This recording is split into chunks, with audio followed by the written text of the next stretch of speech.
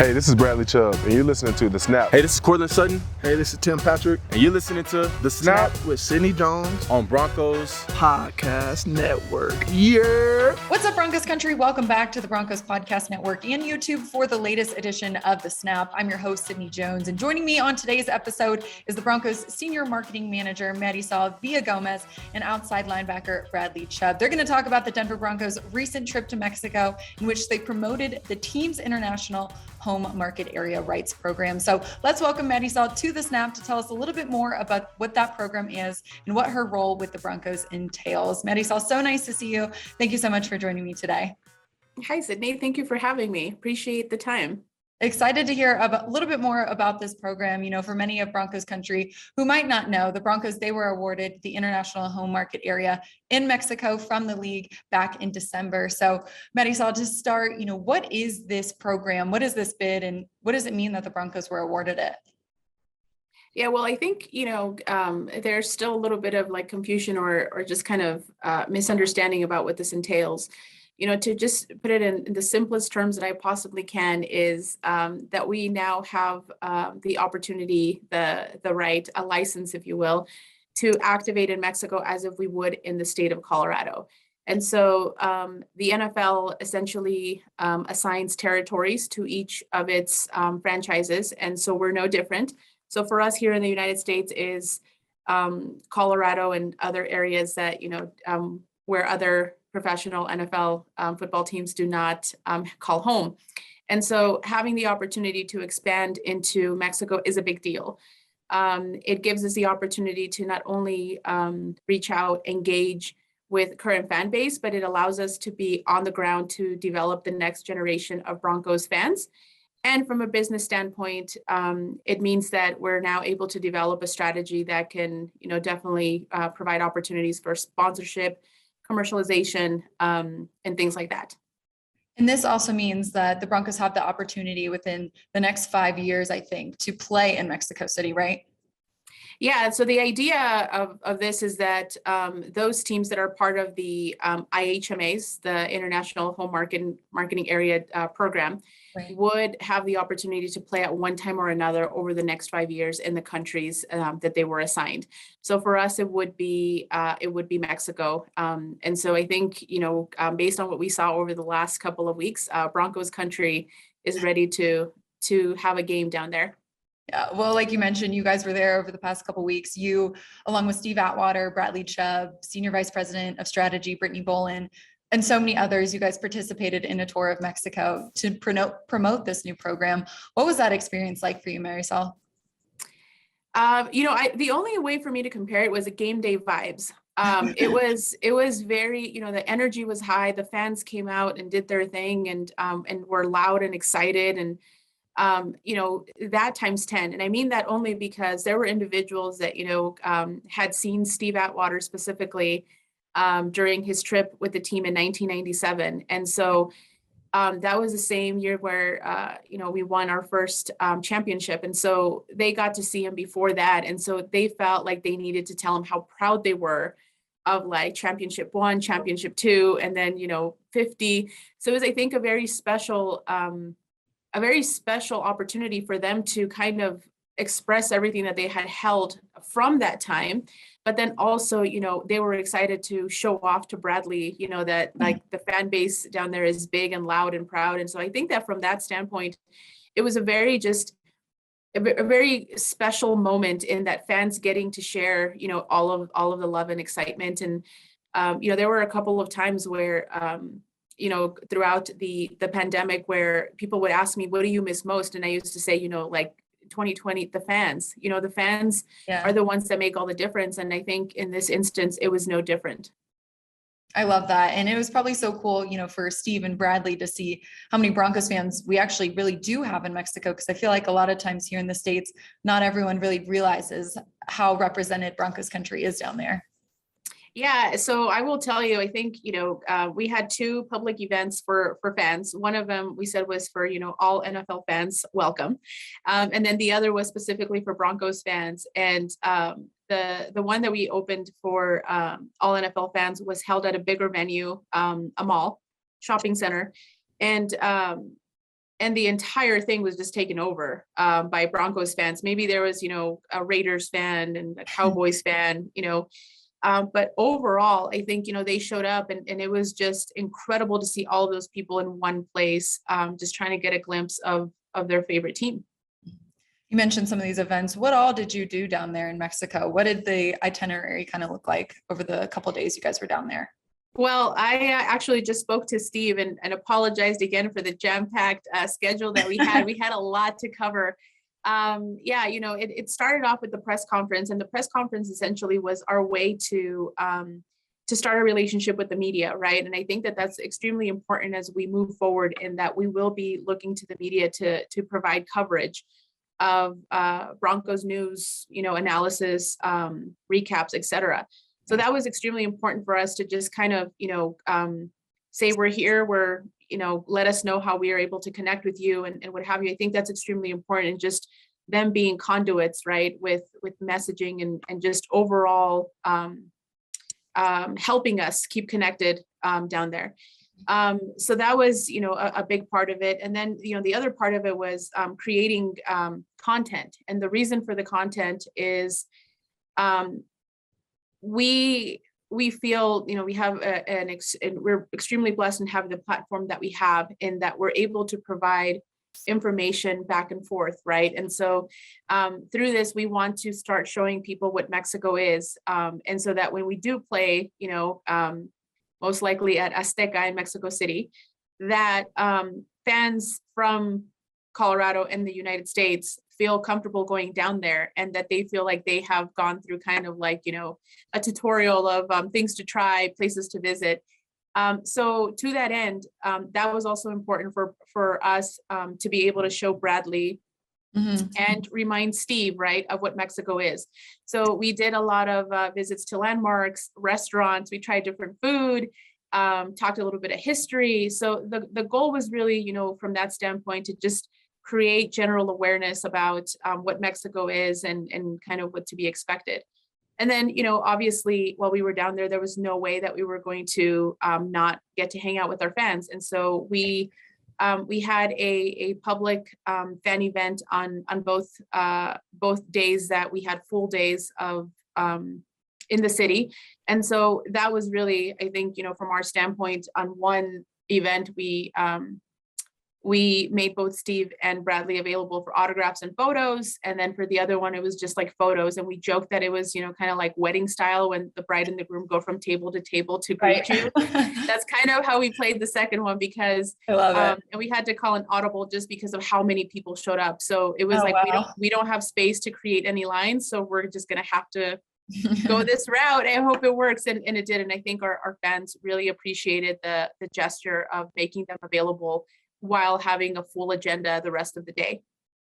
You talk about building these relationships, with the media down there and with the fans, but, from a marketing standpoint for you, why was it so important for you all to go down there and personally connect with, the Broncos Latina fan base when we could potentially be playing a game down there? Well, I think, we always say this, right? I think that from the Broncos standpoint, our fans are our most important asset. And again, when people ask me about 2020, like, was it weird, playing to almost an empty stadium? And I said, I don't know that I would say weird. I said, it really showed that our heart is our fans, right? And so I said, it didn't seem right. Right. And so I think, what came from that was like, as we're focusing on international efforts, we're just consciously more aware of finding opportunities to connect with them. Right. And again, we're using Mexico as an example because that is the IHMA designation that we currently have. But we have an incredible fan base established in Europe. Right. Germany, France, Spain, Ireland. And so I think from that standpoint, it's always our intention to find ways to connect with them.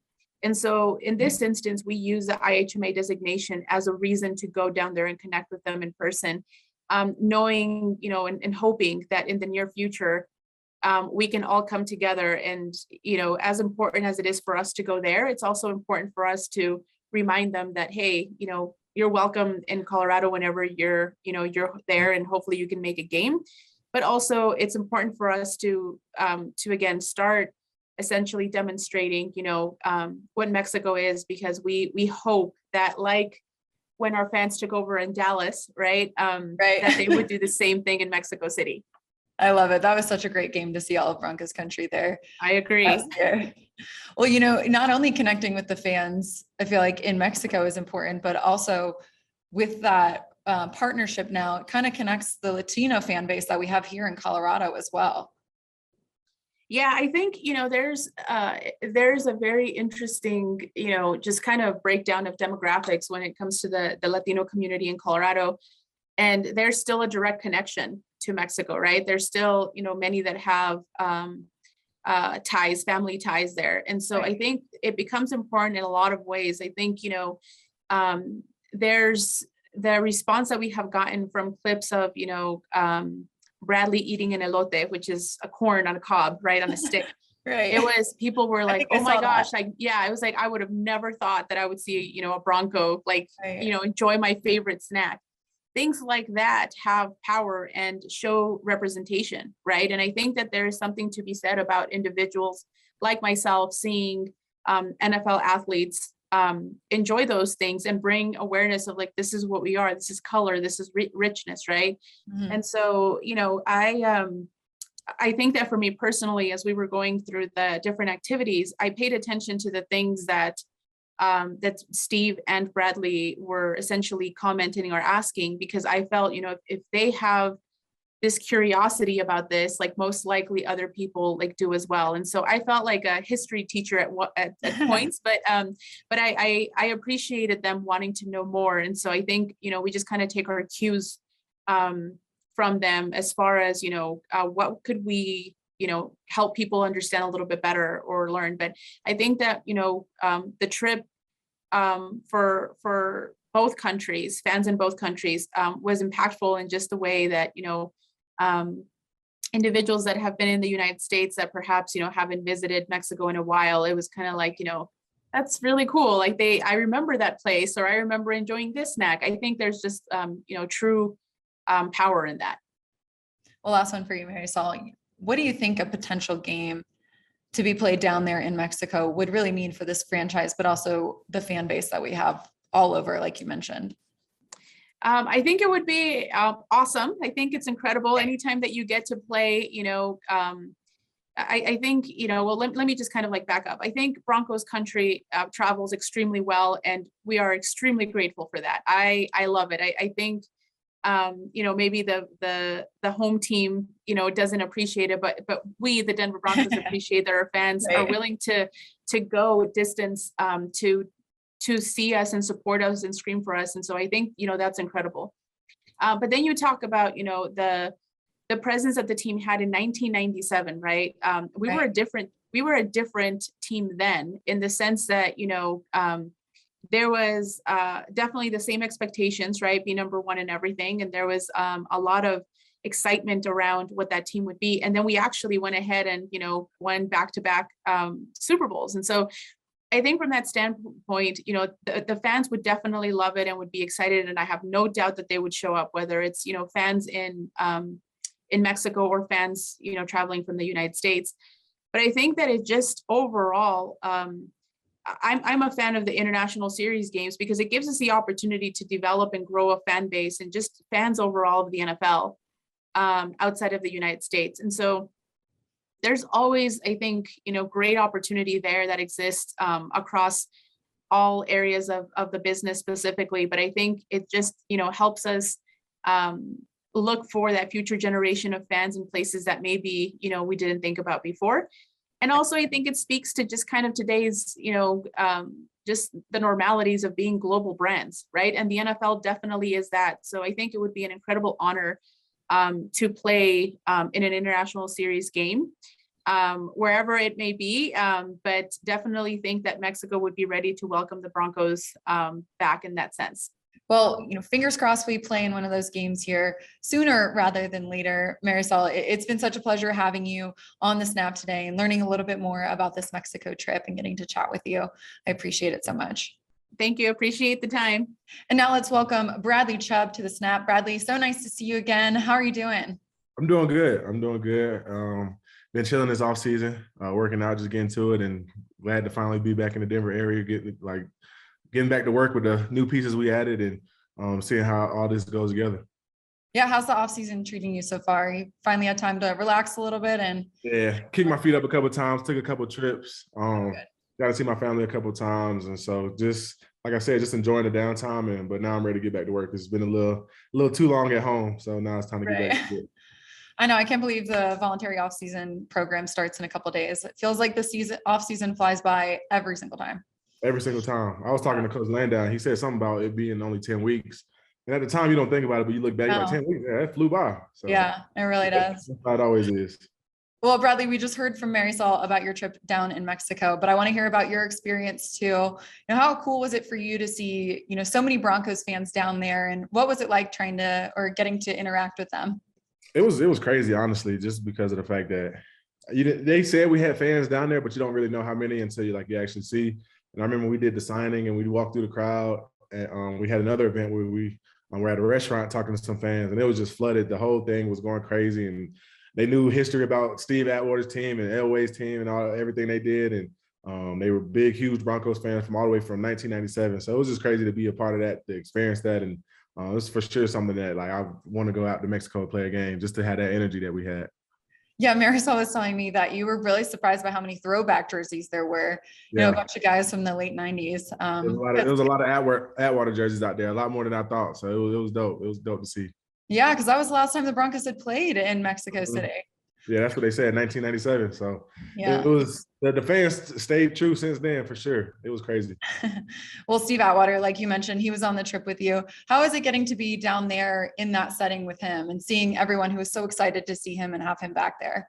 Yeah, it was cool. It was cool just because anytime you're in this game, whenever you got a chance to be around a Hall of Famer, a guy who's been there, done that, and had an amazing career, just to pick his brain a little bit, talk about stuff off the field as well. It was just cool to be around. Steve's a great guy.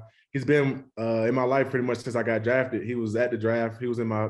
I told him he was forever immortalized in my house because my draft picture at the house. So it was a cool experience. I'm glad I got to spend it with Steve though, for sure.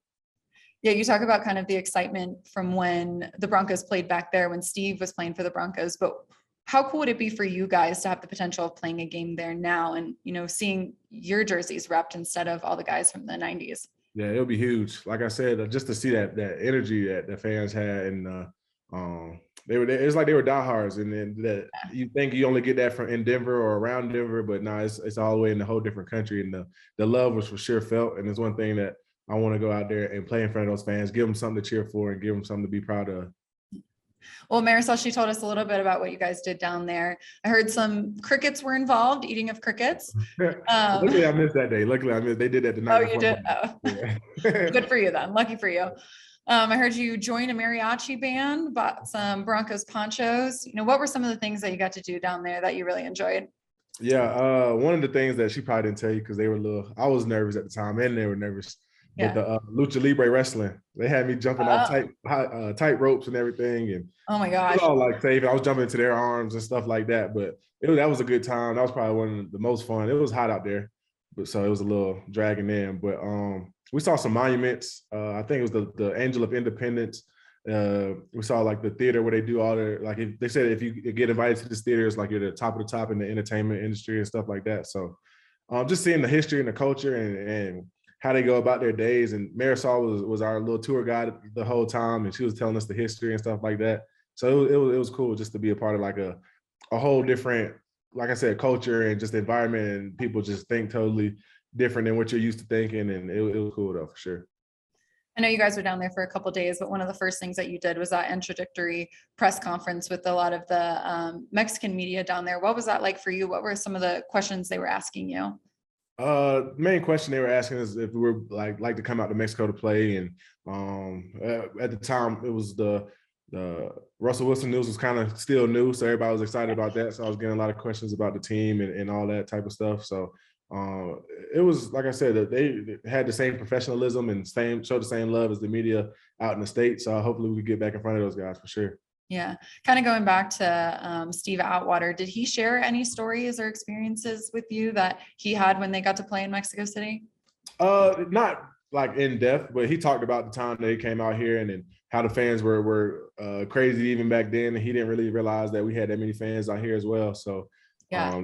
it wasn't nothing in depth or specific, but he was just saying that the love was for sure felt every time. Well, going back to the local cuisine, I know you got to skip the crickets, but what were some of the main dishes that you got to eat down there that you really liked? These tacos, El Pastor, I believe it was called. Yeah, we got to cut it off the it's like it's like this big piece of meat and they layer it and they on like a kebab type thing and then like they roast it and I got to cut it off there and put the pineapple on it and all that. So that was probably the best thing we had, the tacos.